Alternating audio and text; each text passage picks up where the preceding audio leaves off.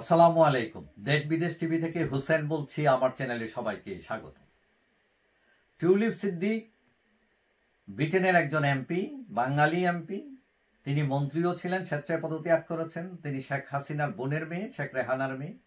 এখন তাকে নিয়ে অনেক হইচই, বিশেষ করে দুদক যখন রূপপুর পারমাণবিক বিদ্যুৎ কেন্দ্রের 3.9 বিলিয়ন দুর্নীতির অভিযোগে টিউলিপকে সম্পৃক্ত করে ফেললো, তখন ব্রিটিশ মিডিয়া একদম নড়েচড়ে উঠছে। কোথায় কি আছে টিউলিপের, খুঁজে বের কর। মানে এইটার কারণ আরেকটা হলো যে টিউলিপ ওই আর্থিক দুর্নীতি খাতের মন্ত্রী ছিলেন তিনি।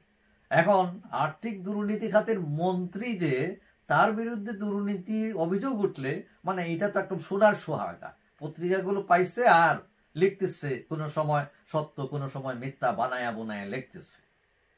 এখন তারা সবকিছু ঘাইটা গুইটা দেখছে যে একটা ফ্ল্যাট পাওয়া গেছে যেটা তিনি উপহার নিয়েছেন, এবং সেটাও একজন বাঙালির কাছ থেকে যিনি শেখ হাসিনা সরকারের সাথে সম্পৃক্ত ছিলেন। এখন এই যে উপটৌকন নিচ্ছেন, এটা নিয়ে প্রশ্ন যে এইটার কোনো রাজনৈতিক ফায়দা বা তিনি উপকৃত হয়েছেন কিনা। কিন্তু টিউলিপ বলছেন যে তিনি তার উৎস সম্পর্কে বা কে দিয়েছে এগুলো তিনি জানতেন না। তিনি মনে করতেন হয়তো এটা তার ওই ফ্যামিলি প্রপার্টি বা তার বাবা মা এগুলো তারা নিচ্ছেন, এই ধরনের কিছু একটা।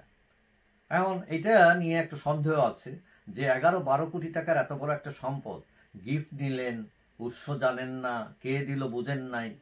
তো যাই হোক, সরকার তদন্ত করে বলছে যে তিনি নির্দোষ। এখন আরো কিছু তদন্ত আছে, এটা চলতেছে, এবং প্রধানমন্ত্রী স্টারমার তিনি তার পক্ষে আছেন। তবে আমার ধারণা এই যে রূপপুর পারমাণবিক কেন্দ্রের যে $3.9 বিলিয়ন যে পাচারের যে ব্যাপার, যেটা আত্মসাৎ করছেন বলছেন, টোটাল বাজেটই ছিল 12 বিলিয়ন। সেখানে 3.9 বিলিয়ন, প্রায় 30% টাকার সরিয়ে ফেলবেন, এটা অনেকটা ভৌতিক ব্যাপার।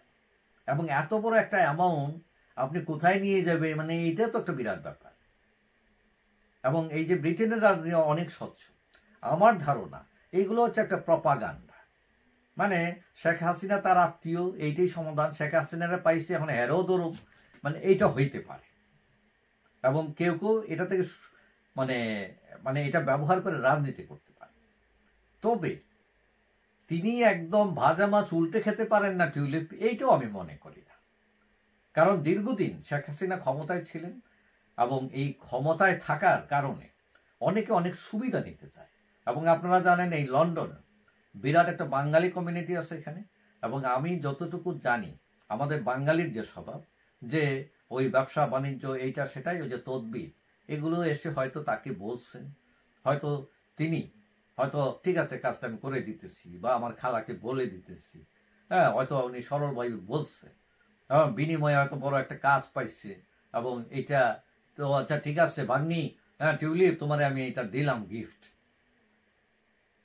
এখন এটা হচ্ছে অনেকটা গিভ এন্ড টেক। তিনি যে চেয়ে ঘুষ নিচ্ছেন, আমার কাছে এটা মনে হয় না। তবে ব্রিটেনের রাজনীতি যত অনেক স্বচ্ছ, মানে একটা গিফট পেলেও এটাও ডিক্লায়ার করতে হয়, এটাতে কোনো গিভ এন্ড টেকের ব্যাপার আছে কিনা, রাজনৈতিক উদ্দেশ্য আছে কিনা, এগুলো অনেক বিষয় আসছে। এখন আমার ধারণা এই যে বড় একটা 3.9 বিলিয়ন এগুলো হলো বোকাস। তবে ওই যে কিছু মানুষ সুবিধা নিতে চায়, হয়তো তাকে ব্যবহার করতেও পারে, এবং বিনিময়ে ছোটখাটো গিফট বলেন, ঘুষ বলেন, অথবা সুবিধা বলেন, যেটাই বলেন, একদম তিনি নেননি বা নিতে পারেন না এটা বলা যায় না আসলে। তবে আমার ধারণা ছোটখাটো একটা কিছু তিনি নিলেও হয়তো তিনি তার নিজের নামে নিবেন না, হয়তো বাবা অথবা মা অথবা বোন, এইটা হইতে পারে। তবে এইটা নিয়ে যে বর্তমান সরকার, লেবার পার্টি সরকার, তারা খুব একটা নাড়তে চায় না। ওই যে কেঁচু করতে যদি সাপ বেরিয়ে আসে, কারণ সরকারও বেকায়দায় পড়ে যাবে। এবং অনেকেই বলছেন যে প্রধানমন্ত্রী স্টারমার যে তার পক্ষ নিয়েছেন, এটা তার দলের সুবিধার জন্য নিতে পারেন। কারণ ওই কেঁচু খুঁড়তে সাপ বেরিয়ে গেলে সেটা তখন আবার দলের উপরে পড়বে।